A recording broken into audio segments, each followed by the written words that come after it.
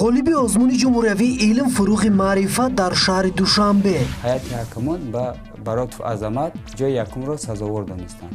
کشفیات این نورسی تاجیک چی بود و آن برای جامعه چی منفیتی دارد؟ метавонад ки ба хоҷагиҳо баъне ба деҳаҳое ки аз об танқисӣ мекашад ба он ҷоҳо обрасонӣ кунем. هدف اصلی اختراعکار این نور است. خلاصه من که یک اختراع سازم که به استفاده قوه برق آب را با همکارا برآورد تواند. موفقیت یک اختراعکار که در آینده عالمی برجسته شدن می‌خواهد. عظمت در همه المپیادهای مؤسسه و بیرون از آن فعالانه اشتراک می‌کنند، جای‌های نمایان را نیز اشغال کرده است.